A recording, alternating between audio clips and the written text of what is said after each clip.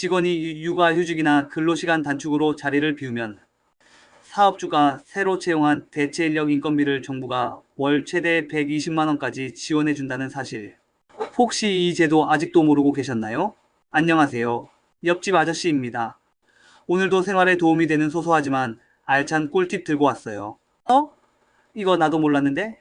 하고 고개 끄덕이실 수 있는 이야기 지금 바로 시작합니다. 자, 먼저 전체적인 개념부터 딱 정리해 드릴게요. 직원이 육아휴직, 출산 전 후유가 또는 근로시간 단축을 쓰게 되면 그 공백을 메우기 위해 새로 고용한 대체 인력의 인건비를 정부가 지원해 줍니다. 오늘 영상에서는 채용 시점, 30일 고용 요건, 인수인계 기간 인정 기준, 중복 지원 여부, 감원 페널티, 제출 서류, 이 모든 걸 헷갈리지 않게 한 번에 정리해 드릴게요. 이 제도가 뭐냐면요.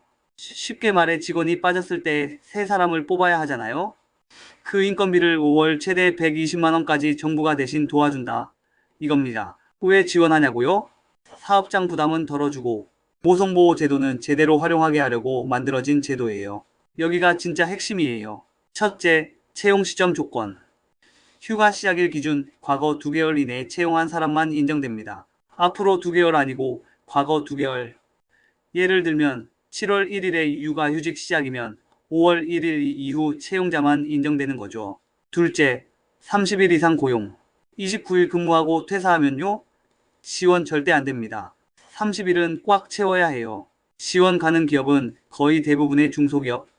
그리고 고용보험 가입 사업장이면 웬만하면 다 됩니다. 하지만 임금체불중대제의 명당 공표 사업장, 국가지자체 공공기관, 유흥도박 등 일부 업종은 지원받기 어렵습니다. 근로자도 예외가 있는데요. 월 평균 보수가 121만원 미만이거나 고용보험 미가입자라면 지원이 안 돼요.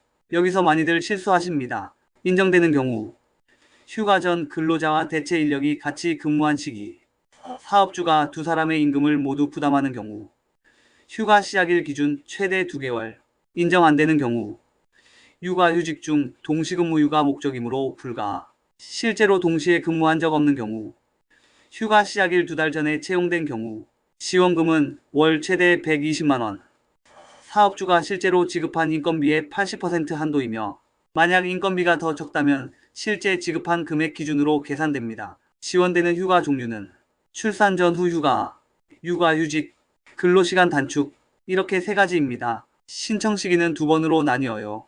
전반 50% 휴가 시작 다음 달부터 3개월 단위로 청구, 후반 50% 복귀 후 1개월 이상 근무하면 청구 가능.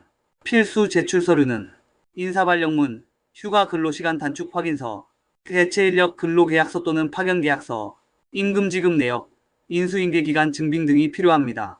그리고 가장 중요한 건 휴가 종료 다음날 기준 12개월 이내에 신청해야 한다는 점입니다. 이거 지나면 진짜 무조건 지급 불가예요. 여기도 진짜 조심해야 합니다. 감원 발생 시 휴가 시작 전 3개월 종료 후 1년 동안 인위적 감원이 있으면 지원할 수 없습니다. 이미 받은 금액도 환수될 수도 있어요. 중복 지원 불가. 육아휴직 지원금 특례랑은 중복해서 받을 수 없습니다. 부정수급 시 3년 이하 징역 또는 3천만원 이하 벌금까지 갈 수 있어요. 절대 조작하면 안 됩니다. 첫 번째 질문. 출산 전후 육아휴직이 이어지면 동일 대체 인력 인정되나요? 네, 가능합니다. 기준은 항상 육아휴직 시작일 2개월 전 채용입니다. 두 번째 질문. 인수인계 기간은 언제 불가능한가요?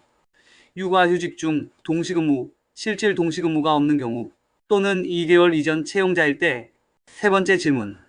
30일 미만 고용 시? 하루라도 모자라면 지원 절대 안 됩니다. 여기까지만 기억하시면 됩니다. 채용 시점 2개월 이전, 30일 이상 고용, 인수인계 인정 여부, 제출기한 12개월. 이 4가지만 지켜도 지원금은 거의 문제없이 받습니다. 사업주의 부담도 줄고 직원의 육아권도 챙길 수 있는 좋은 제도니까 꼭 활용해보세요.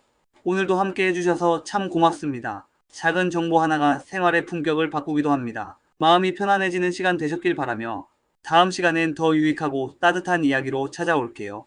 구독과 좋아요는 옆집 아저씨에게 큰 힘이 됩니다. 건강하세요. 고맙습니다.